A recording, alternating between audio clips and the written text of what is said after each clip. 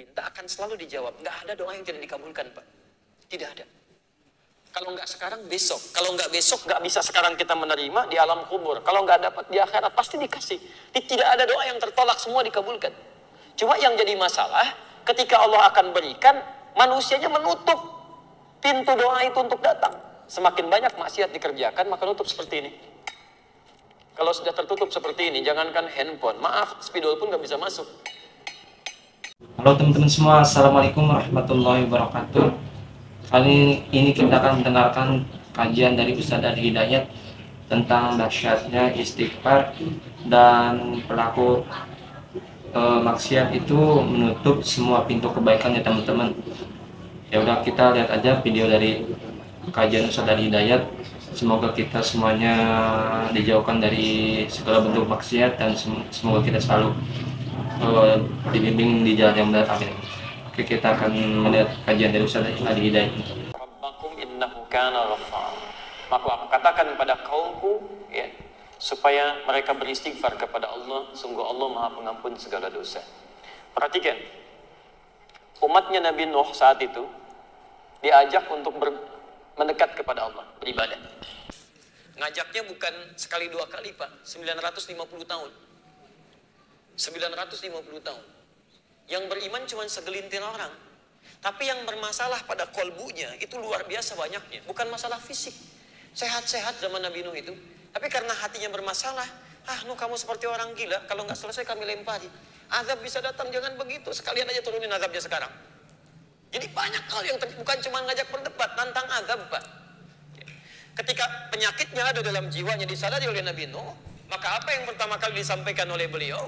Lihat kalimatnya, ini rumus cepatnya. Rumus cepatnya. Sekarang perhatikan sebentar ya, sebelum saya masukkan betul obatnya. Lihat gini. Tadi kalau penyakit jiwa, kolbu berdosa tidak? Dosa ya. Sekarang perhatikan. Perhatikan sebentar. Oh maaf, ini apa? Bukan, ini gelas, Pak ya. Isinya air. Sekarang lihat. Saya lagi, ini apa? Gelas ya. Terbuka atau tertutup? Buka sekarang. Kalau gelasnya terbuka, bisa saya masukkan spidol? Bisa, baik. Bisa saya masukkan handphone? Tidak, nggak cukup tuh ya. Baik, pelan-pelan. Baik. Tuh, fokus ya. Baik, sekarang perhatikan. Jadi benda-benda itu bisa masuk sesuai dengan ukurannya. Nah, perhatikan ya. Saat kita memohon kepada Allah, itu sumber-sumber kebaikan kita terbuka. Janji Allah, Anda mau minta apapun, itu seketika akan diberikan. Akan diberikan.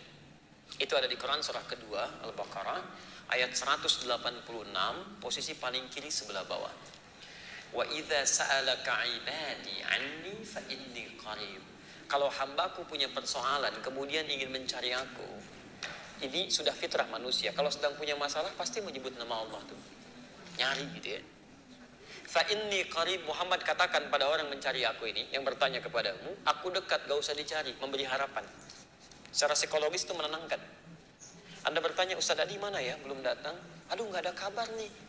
Dengan yang kedua dikatakan tenang. Beliau sudah dekat katanya. Mana yang paling menenangkan? Yang pertama atau yang kedua? Yang kedua. Fa inni qarib. Poinnya, ujibu da'watad da'i idza da'an. Saya akan selalu jawab doa hambaku sepanjang dia berdoa. Bentuknya progresif, ya. Bahkan kalau dalam bahasa Inggris 3 itu, present, continuous, future. Jadi kalau kita minta, kata Allah, sifat doa itu ketika diminta akan selalu dijawab. Nggak ada doa yang tidak dikabulkan, Pak. Tidak ada. Kalau nggak sekarang, besok. Kalau nggak besok, nggak bisa sekarang kita menerima di alam kubur. Kalau nggak dapat di akhirat, pasti dikasih. Tidak ada doa yang tertolak, semua dikabulkan. Cuma yang jadi masalah, ketika Allah akan berikan, manusianya menutup pintu doa itu untuk datang. Ditutup dengan apa? Maksiat. Ketika seseorang berbuat maksiat, kata Nabi, hadir naktah sauda dalam jiwanya. Nutup, nutup, nutup. Semakin banyak maksiat dikerjakan, maka nutup seperti ini. Kalau sudah tertutup seperti ini, jangankan handphone, maaf, spidol pun nggak bisa masuk.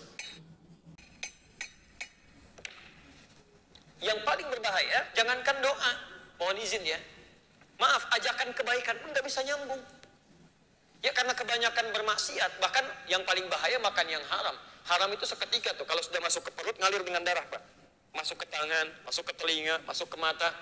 Kalau sudah masuk telinga, itu panggilan kebaikan gak bisa nyambung tuh. Susah. Allahu Akbar, gak tembus. Wa fi adhanihim waqra. Quran surah ke-6 ayat ke-25. Wa fi adhanihim waqra. Ada orang yang di telinganya itu ada sumbatan, gak bisa dengar, Pak. Ya, bola tuh jauh kedengaran banget tuh. Direncanakan bahkan sebelumnya itu. Ada tuh, hafal, diketahui betul itu. Masya Allah. Tapi Isya lewat, gitu kan. Maghrib gak dikerjakan, adzan gak kedengaran. Yang paling mulia, saat seseorang tidak bisa mendengar kebaikan dengan telinganya, itu Allah saking sayangnya pada hamba ini akan ditampakkan lewat matanya. Orang gak dengar adzan, gak mau dengar, tiba-tiba dihadirkan orang lewat. Masya Allah, dari mulai orang dewasa sampai anak kecil. Dewa, Pak, salat Pak. Mari, Masya Allah. Ya, mangga silahkan duluan. Silahkan, itu kan. Om, salat Om. Ya, silahkan duluan. Dia sendiri nggak salat. Susah gitu kan, ya seperti ini. Masya Allah. Om, nggak tahu ke masjid Om? Enggak. Kalau surga nggak tahu, masjid aja nggak tahu, apalagi surga. Masya Allah. Ini orang seperti ini susah tuh, dilihatin di mata nggak bisa, dengar di telinga nggak bisa. Apa yang salah? Ini yang masuk tuh. Ada penyakit dalam jiwanya. Ya, makanya turun ayat Quran surah kedua ayat ke-7 itu, posisi paling kanan sebelah atas. Khatamallahu ala qulubihim. Awas tadi, penyakit kolbu itu di mana adanya? Di kolbu. Nggak mungkin penyakit kolbu adanya di yang lain. Di kolbu. Jamak kolbu tadi apa? Qulub. Khatamallahu ala qulubihim wa ala sam'ihim wa ala absarihim ghishawa. Perhatikan, pertama yang bermasalah kolbunya. Kalau kolbu bermasalah, tembusnya kemana? Telinga nggak bisa dengar, mata nggak bisa lihat. Kalau sudah seperti ini, dia tidak membuka sekat ini yang paling bahaya. Walahum adzabun azim. Maka hidup orang ini akan tersiksa itu. Di dunia tersiksa, di akhirat tersiksa. Orang yang punya penyakit hati itu, Pak Ambu, hidupnya nggak akan tenang. Demi Allah saya katakan nggak akan tenang.